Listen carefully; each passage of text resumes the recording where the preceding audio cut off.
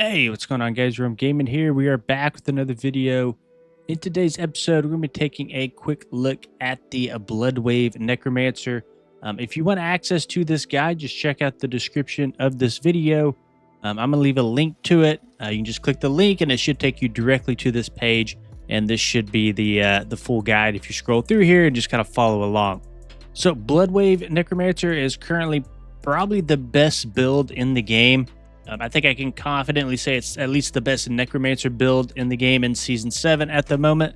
And there's been a lot of changes that have been made to Bloodwave that has made it very powerful. So we'll go through all of that as we, kind of go through the guide. But for now, let's just kind of start out. We'll kind of go in order here. We'll start out with the skills and talents.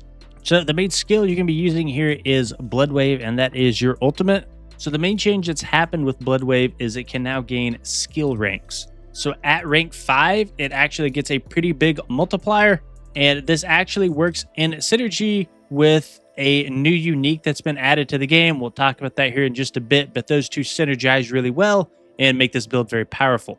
Now, another thing that makes this very powerful is going to be our aspect here. So aspect of Ultimate Shadow. So what this is going to do is this is going to apply a darkness tag to the ability. So it will be able to benefit from both shadow and blood passives.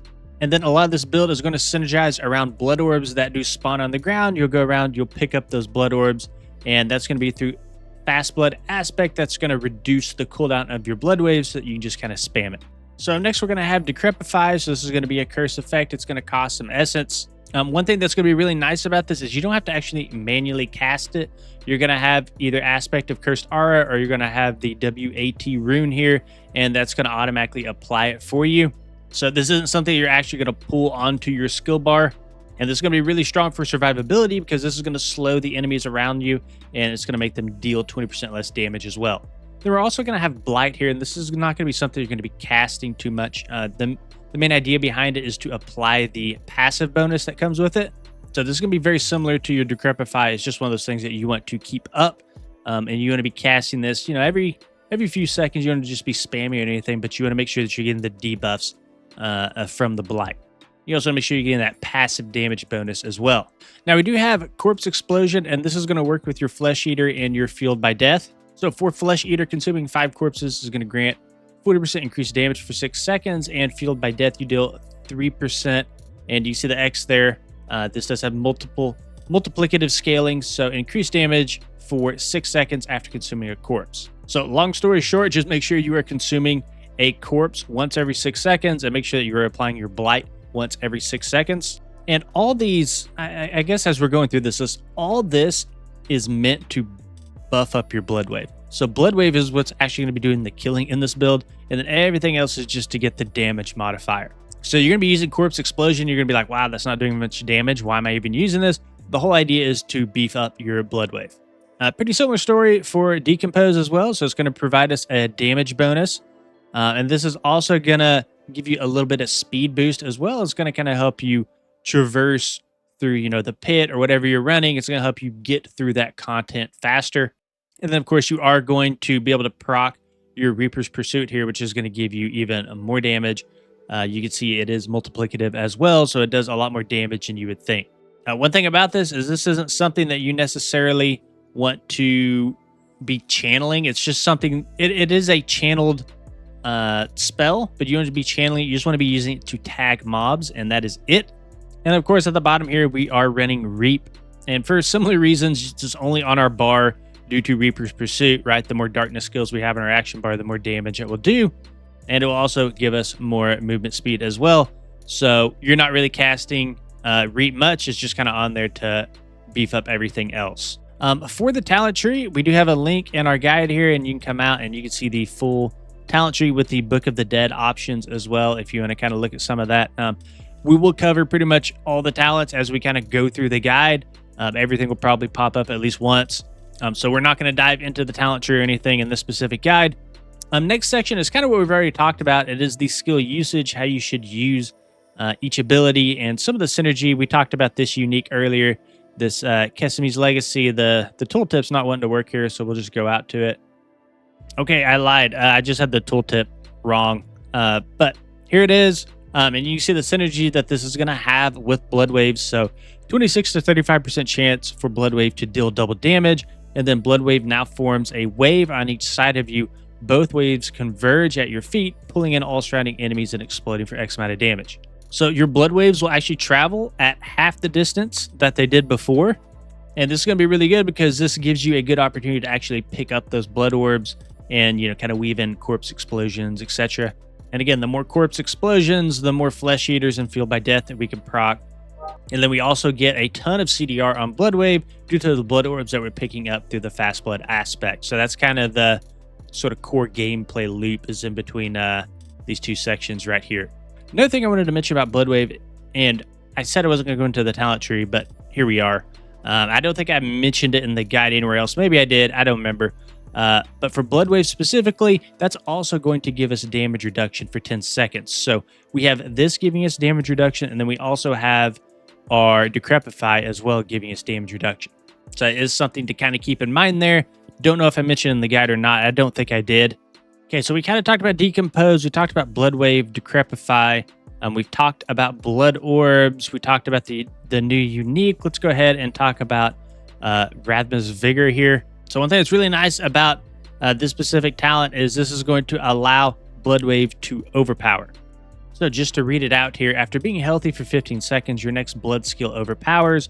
This timer is reduced by 2 seconds each time blood orbs heal or overheal you for 400 life. So being healthy is very important in this build, because that's going to reset the timer on being able to overpower. So this is another reason that we really want to pick up as many blood orbs as we can, as they're going to overheal us and proc that overpower damage. So there's a ton of damage that comes from picking those up. Okay, let's go ahead and talk about some of the Paragon and Glyphs we'll be running. So this is the level order. You can see the order just flips. So you start with Essence, and then 15 to 46. Essence is the last one that you want to level. So just kind of keep that in mind if you are leveling up your Glyphs. And really the whole point of these Glyphs is just to increase your damage. Looking at the legendary bonus on all of these, we're getting critical strike damage, flat increase to damage. We're getting increased non-physical damage, increased to overpower damage, which we talked about earlier, and then increased damage while healthy, which we did talk about earlier with the Blood Orb synergy. So we do have a link here to the full Paragon board if you do want to check that out. This is a Wowhead board, which is really nice because on the Wowhead board specifically, you can kind of see the blue tiles here. And of course, the blue tiles are going to be the ones that benefit from this specific glyph socket. So you can kind of see under additional bonus, 79 out of plus 25 willpower. Anything that gives willpower in this range is going to give us that increased damage while healthy. So essentially, all these blue nodes are giving willpower to us. So that's just an example to that one specific glyph. But yeah, that's kind of how that works. That's why I like to use the Wowhead boards. Another thing I try to do a little bit differently is with our guides is come in here and talk about not only the best aspects, but how to actually get those aspects. So you can see here we had title aspect that we talked about earlier, how to get it. It's just a random drop, or you could gamble for obols on that specific item slot.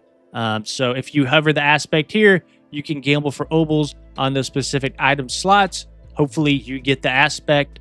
That's one way to get it. If not, then hopefully just a random drop to like a Helltide or something. And unfortunately, that's the case for these top three. And then the bottom three, you can actually run these specific dungeons and get those aspects.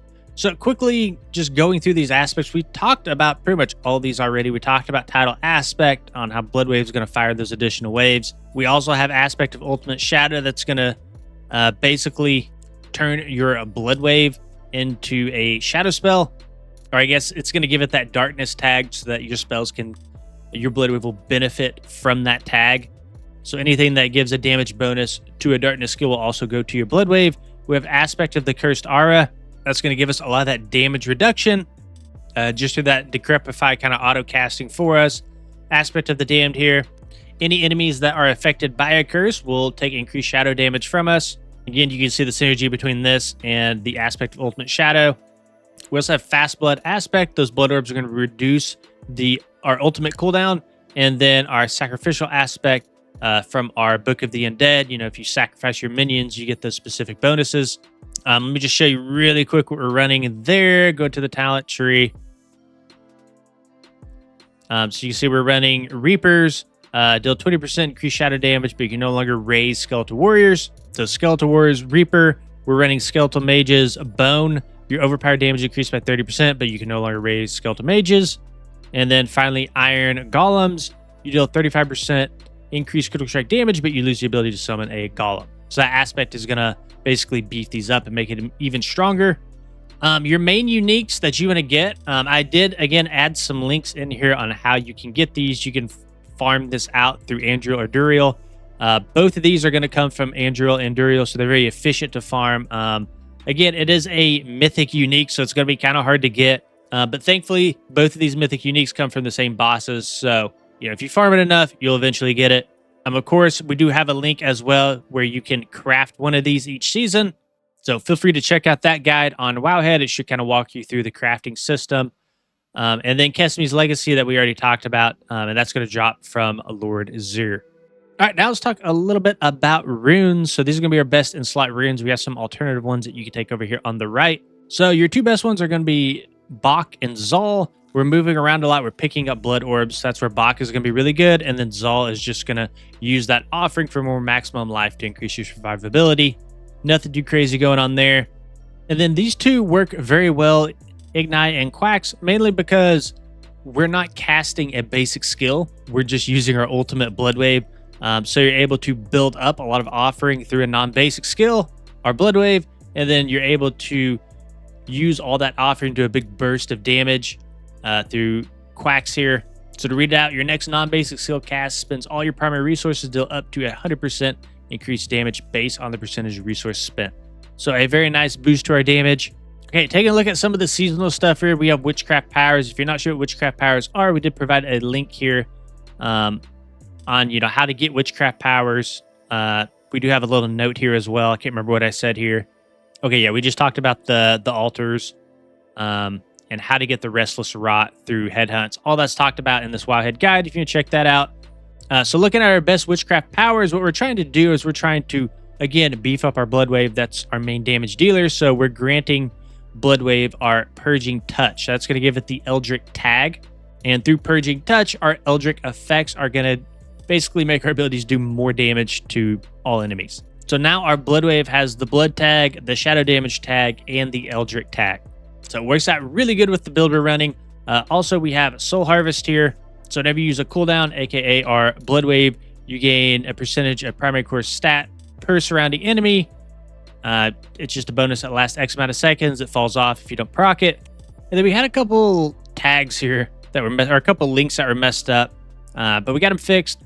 We also have Hex of Whispers here, removes CC for us. Basically, what you're doing is you're passing this hex around between different mobs. After it's passed around 6 times, it's going to remove any negative effects from you and grant you Fortify. We have Aura of Siphoning here. We also have Aura of Siphoning. It's just going to heal you a little bit more. Aura Specialization is going to grant you 35% increased critical strike damage to any enemies within your auras. And this is going to synergize well with our Aura of Siphoning. You see here, it is giving that Aura effect. And this is also going to increase the size of that. So these two really synergize really well with one another. And then speaking of auras, we also have Peronato here. And there's a lot of builds running this to kind of help group mobs in front of you. The kind of kicker with this is you have to be able to apply both a Hex and an Aura effect. So we have Aura of Siphoning here. That's giving us the Aura effect. And then we do have the Hex of Whispers here, and that's giving us the Hex effect, so we're able to actually proc this. Now, you can see it only procs once every 20 seconds, so you'll just kind of run around, tag mobs, you'll wait for this to proc. Once it pulls everything in, then you'll kind of nuke them down. We also have our Occult Gems. Again, we kind of have a little tip here on how you can get them. Most of them will be acquired during headhunts. So we'll be running Voice of the Stars. This is going to give us a big damage multiplier. This is also going to give us a pretty nice resist to all elements and some armor as well. Now, another thing that's really nice about this is going to beef up our ultimate significantly. So you can see ultimate skills deal 10% increased damage, and then your ultimate skills are also now treated as Eldritch, Growth Decay, and Sight. So all of these tags that we talked about here, right? We have an Eldritch, we have a Growth and Decay. I think there's one more. I think Aura was the third one, right? Oh, Sight. So we don't have Sight. But everything else we do get from tags here in our Witchcraft Powers. Another gem we're running here is Friend of the Bog, and this is just going to be sort of like Pat the Stats sort of gem here. Another gem that we're running here is Friend of the Bog, and this is just sort of like a path to stats sort of gem here. Going to give you primary core stat, max life. It's going to give you unhindered as well, which is going to kind of help you move through those large packs of mobs. And then we're also running Hungering Void here, which is going to group mobs for us, which is going to kind of work hand in hand with Paranado here. So you don't have to wait that full 20 seconds. Hungering Void actually procs every 8 seconds, so you're getting like 3 procs per 20 seconds of pulling mobs in front of you. All right, then final section here is going to be our stat priority. So this is what you really want to focus on. So we got the armor cap. You know, obviously, as you go up in the torments, right, your armor gets reduced, your resists get reduced. You don't necessarily have to have these. This is like the perfect best case scenario to have these stats, but these are what you want to be looking for on your gear. So these 3, right, armor, resist, max life, that's specifically for survivability. Like most builds in this game, you probably want to be focusing on critical strike. And I didn't word it correctly here. It's critical strike chance. So I will go in and I will change that. And then we have 70% CDR reduction. That's something you're going to be aiming for. More CDR, the more times we can cast Blood Wave. And then, of course, a 94% chance for Blood Wave to deal double damage. So anything that you guys temper, anything that you masterwork, you're going to make sure that it falls into one of these categories until you hit these values, just depending on what you need, if you need more survivability, if you need more damage. All right, guys, that's going to be the end of this video. If you enjoyed it, please consider liking and subscribing to the channel. We'll see you on the next one.